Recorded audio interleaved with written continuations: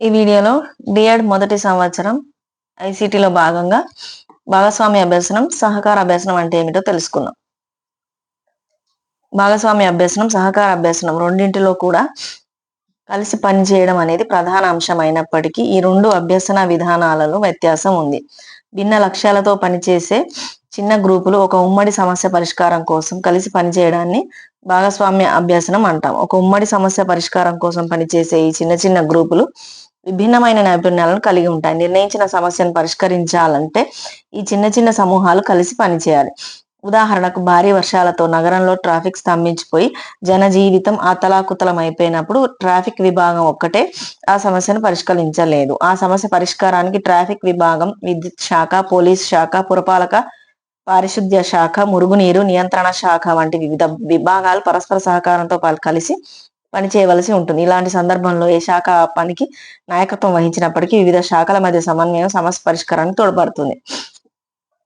సహకార అభ్యసనం అనేది ఒక చిన్న సమూహంలో వ్యక్తులు ఒకరికొకరు సహకరించుకుంటూ తమ నైపుణ్యాలను మెరుగుపరుచుకోవడం, గ్రూపులోని వ్యక్తుల ద్వారా కొత్త విషయాలను తెలుసుకోవడం, తనకు తెలిసిన విషయాలను వారితో పంచుకోవడం జరుగుతుంది. కింది ఉదాహరణను పరిశీలించండి. ఒక పాఠశాలలో ప్రధానోపాధ్యాయుడు ఆ పాఠశాల ఆవరణలో బడి తోటను ఏర్పాటు చేసి దాన్ని సంరక్షించడం అనే పనిని ఒక ప్రాజెక్టుగా 2 తరగతుల విద్యార్థులకు ఇవ్వడం జరిగింది. ప్రతి తరగతి నుంచి కొన్ని గ్రూపులను ఎన్నుకొని ఒక్కొక్క గ్రూప్కు ఒక రకమైన పనిని అప్పజెప్పుతూ మీరందరూ సమన్వయంతో పనిచేసి 20 రోజుల లోపు బడి తోటను నిర్మించి దాని సంరక్షణను కూడా చేయాలని ఆదేశించడం జరిగింది. వివిధ గ్రూపులకు కేటాయించిన పనులు ఇలా ఉన్నాయి. నేలను చదును చేసి తోటకు సిద్ధం చేయడం, బడి తోటకు కావాల్సిన మొక్కలను, విత్తనాలను సేకరించడం, అందుబాటులో ఉన్న స్థలాన్ని విభజించి ఏ భాగంలో ఏ మొక్కలను పెంచాలి అనేది నిర్ణయించి మొక్కలు నాటడం, మొక్కల పెరుగుదలకు కావలసిన నీటిని సరఫరా చేయడం, తెగుళ్ళు, ఇతర రోగాల నుంచి మొక్కలను కాపాడి వాటి సంరక్షణను చూడడం, బడి తోట కంచెను ఏర్పాటు చేసి మొక్కలు పెరిగే వరకు జంతువుల నుంచి వాటిని కాపాడడం. ఒక్కొక్క సమూహం 5 విద్యార్థులు ఉండే విధంగా 6 గ్రూపులను తయారు చేసి ఒక్కొక్క గ్రూపుకు ఒక్కొక్క పనిని అప్పజెప్పి ఈ గ్రూపులు పరస్పరం సహకరించుకుంటూ అనుకున్న పని అనుకున్న కాలంలో పూర్తి చేయమని చెప్పడం జరిగింది.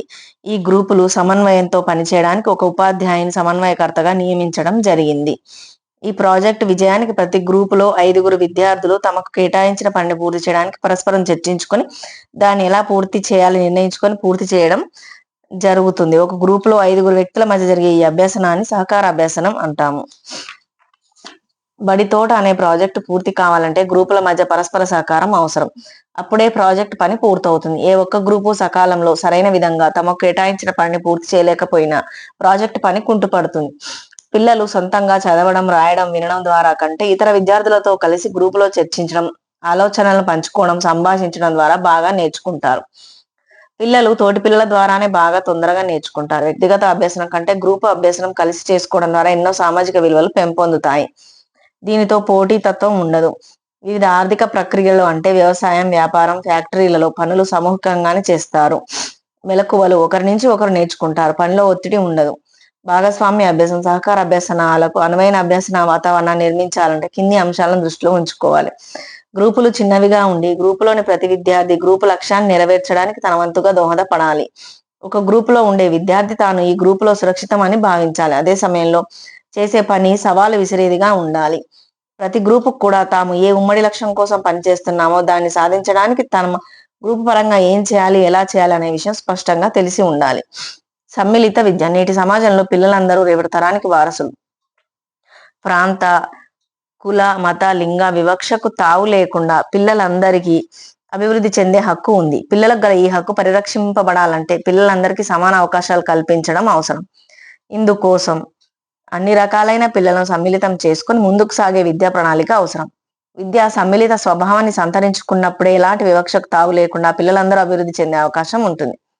సమ్మిళిత విద్య అంటే ఏమిటి? బడి మానేసిన పిల్లలు, వలస వెళ్ళిన పిల్లలు, గిరిజన సంచార తెగలకు చెందిన పిల్లలు, ప్రత్యేక అవసరాలు కలిగిన పిల్లలు, ఇలా రకరకాలైన నేపథ్యం గల పిల్లలకు రకరకాలైన ప్రత్యేక పాఠశాలలు ఏర్పాటు చేయబడ్డాయి. ఇలా వీరి కోసం ప్రత్యేక పాఠశాలను ఏర్పాటు చేయడం వల్ల సాధారణ పాఠశాలలో విద్యను అభ్యసించిన పిల్లలకు ఎటువంటి అవకాశాలు కల్పించబడుతున్నాయో వాటికి సమానమైన అవకాశాలను వీరు పొందలేకపోతున్నారు.